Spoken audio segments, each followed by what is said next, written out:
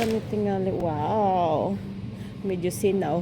Sa Pilipinas parang sinawangan hikulubot na sa nga dabong pa man na nila ipang kuan diri ipang deliver. So mo palit kani tingali medyo okay. Oh. No sugar. So di ala kakita ito balik. No sugar. No sugar o sa bato. Kanang lactose free o gluten free. Well,